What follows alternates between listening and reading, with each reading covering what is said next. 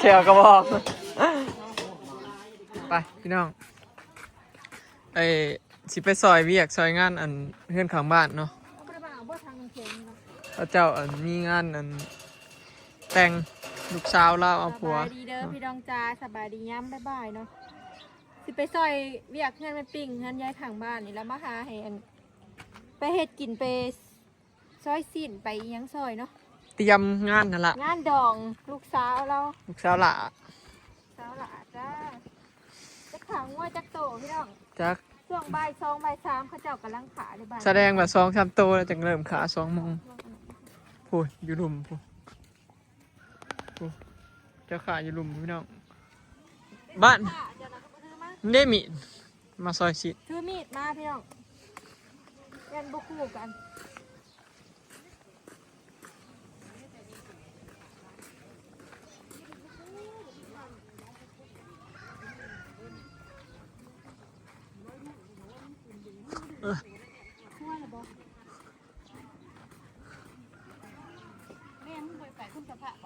ว่าหากลับมา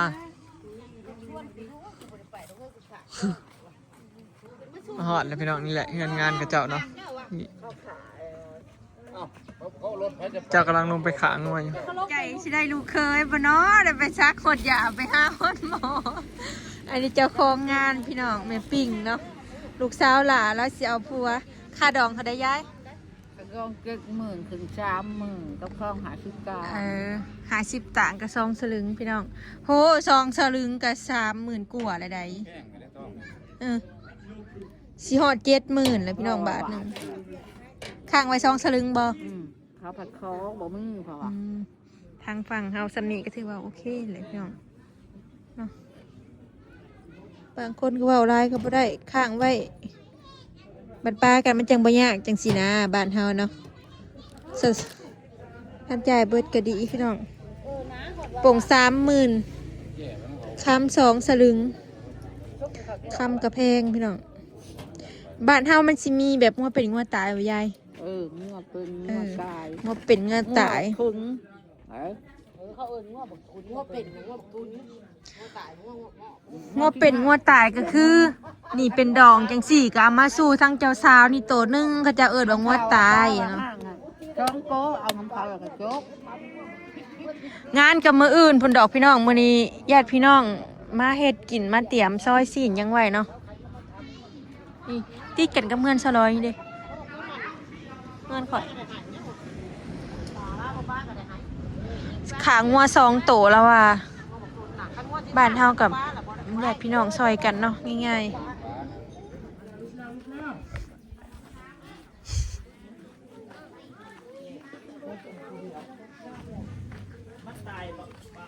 ถือมีดเตรียมมาแล้วก็เห็นตะขามาก่อนพี่ใหญ่เลินโหชิเห็นขาบ่นะบ่เลินกำลังจะครัวซีนพี่น้องขาสดๆเลยขยามเป็นงานก็แม่นครัวซีนเคียงใหม่ธรรมศาสตร์พี่น้องไม่จิกบันสละเอิญไม่จิกจะเลื่อยเลยกะเอามาซอยเนาะยามเป็นงานบริสุทธิ์พี่น้องไปเลื่อยตามคอนใหม่เขาจะใส่เคียงสิเป็นไม้ไม้ขามเนาะเคียงเหรอรถชิบะกำลังเฮ็ดเตรียมซอยสินท่าเตรียมงานเนาะมือนี้มืออื่นเป็นมืองานเป็นเมฆครัวจากพี่น้องซอยกันพี่น้องญาติพี่น้องเฮือนใกล้บ้านใกล้เฮือนเคียงไงล่ะเนาะยังมีงานกับแบบนี้แหละชุมนุมกันซอยกันเฮ็ด2 โตเขาจะว่ายังตัวหนึ่งยังบักใหญ่เลย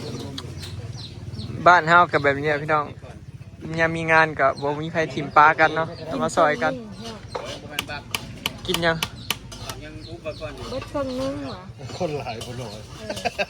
เป็นเรื่องปกติเนาะญาติพี่น้องหลายก็กินหลาย แต่ก็เวียกก็บ่ยากเลยเฮาหลายคน บ้านเฮาแบบบางคนเขาเจ้าบ่ได้มาเจ้าก็โหมเมื่อเลยบางคนเขาเจ้าฝากงานดอกมานั้นนั่นนี่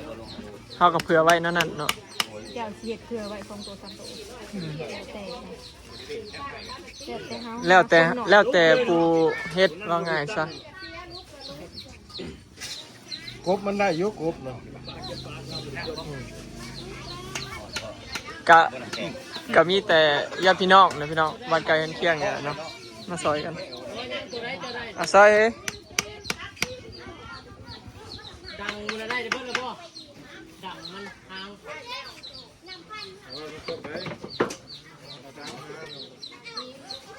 เนี่ยมี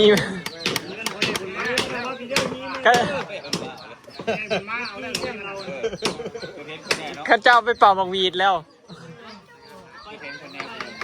เขาเจ็ดไปก็หี เล่าไปเป่าวีดแล้ว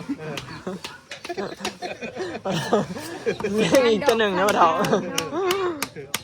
ลมงัวลมกล้วยงานดอกฟังแล้วมันเป็นหีดคลองเขาเนาะจับถีต้องเห็ดพี่น้องเนาะมันเป็นแนวนี้ มันแบบว่า เห็ดแต่พอแต่แม่มันเลยเด้อ มันขาสัตว์น้อยแล้วมันบ่พอกิน แม่น อย่างมันก็บ่ได้เฮ็ดหลายเมนูดิขาง่วงลงไปมันเฮ็ดได้ทั้งลาบทั้งก้อยทั้งต้มจังซี่นะใน3เมนูเลยเด้ แม่น ลาบซุปลาบดิบเนี่ย แล้วเขาก็บ่ต้องเตรียมหลายอย่างเด้ ถ้าไปเฮ็ดป่าเฮ็ดแบบว่าโตน้อยเบิดหลายเนาะหลายอย่าง มันได้ขาหลายอีกพร้อม เจ้าก็เลยแบบ89%ไปกินซีนบ้านมีไทยคลามเลย เว้าง่ายๆซะว่าประเทศเฮาสไปส่วนหลายก็ขาเนื้อนั่นแหละพี่น้อง กินก็ส่วนน้อยเนาะ แม่น บ่กิน บ่กินน่ะส่วนหน่อยหายากผู้สิบ่กินเนื้อเนาะบ้านเฮามีแต่แนวนี้ นี่อยู่ นี่อยู่บ่พวกเขาเจ้าเป็นความดัน แม่ เนาะ ส้มดัน ส่วนหลายบ่น่ะบ่ไหลซะน่ะเขาเจ้าป่วย หมายถึงคนปกติส่วนหลายเขากินคนป่วยน่ะมันปกติอยู่แล้วล่ะ 10% เฉพาะคนป่วยน่ะ นี่บ่ค่อยขาว บรรยากาศพี่น้องกำลังซอยกันอยู่ ลุงไข่พาไข่กระแตบใหญ่เถอะว่าไข่กระแตบใหญ่เถอะว่า เสียรถจก ได้หนารถจกได้แล้วนะ เห็นว่าเขาประท้วงแล้วมาแก้มือ จุดเอาไปมาคุดแล้วทุ่มใหม่บ่ แก้มือใหม่ ประท้วงเมียประท้วงคุดเลิกโพดได้ไปทุ่มใหม่อีกรอบหนึ่ง ครับเอาอันคิดินดาวมาใส่ทางที่เป็นถ่วง ฮักก็เห็นนี่แล้วคุดแล้วทุ่มใหม่นี่ ที่ทมใหม่ก็เดี๋ยวนี้ ทุ่มใหม่ เรียนโลด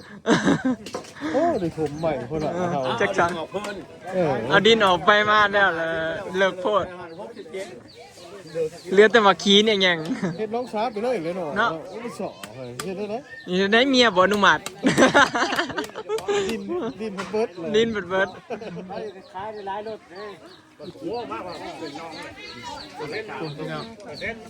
ราเบิดได้บ่ได้ว่าทมใหม่ได้ไหนไม่สอ ข้าเจ้าลาบสุกพี่น้องซอยไปดำกินไปดำ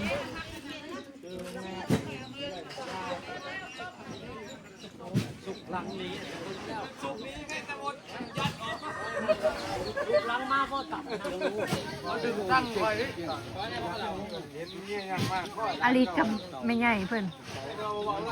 ลิศจ๋า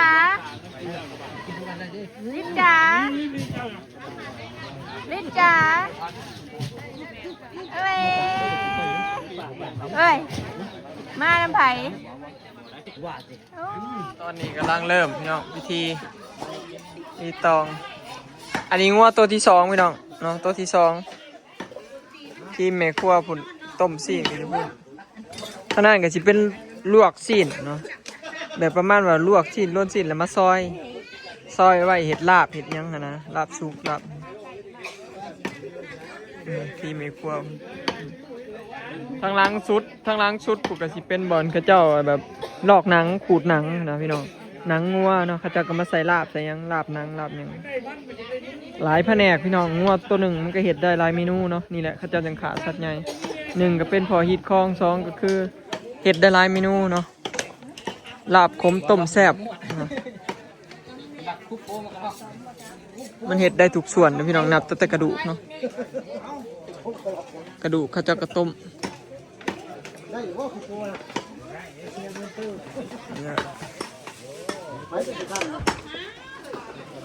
เต็มอันพี่น้อง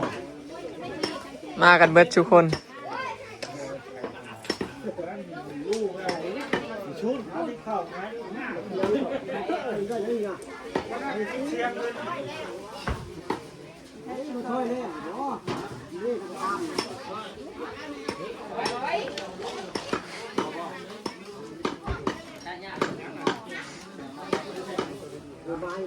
ลีดก็อยู่พี่น้องลีดก็อยู่น้ำมันใหญ่ๆเพิ่นฝากไว้ ไงว่าอยู่น้ำไผ่น่ะอยู่น้ำไผ่อยู่น้ำไม่เหนื่อยบ่ฮะไปปุ่นนุ้ยมันสิหายหาแม่มันเด้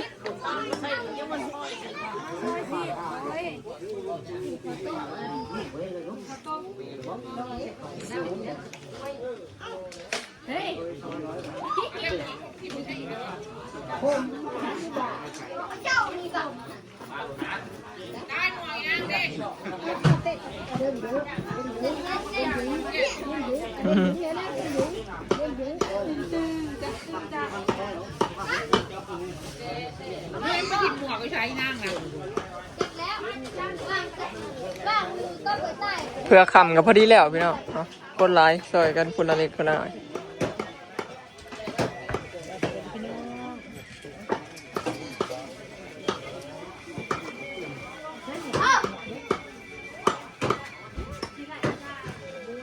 เยอะ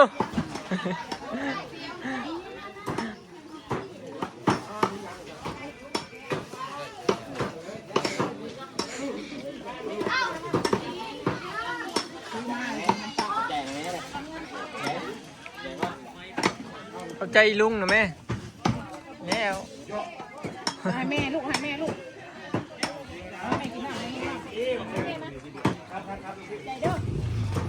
อันนี้งัวตัวที่2พี่น้องเป็นงัวเทิร์กงัวตัวแรกนะเป็นงัวแม่เนาะทายใกล้มาได้พี่น้องเดี๋ยวชิติดแดงเนาะ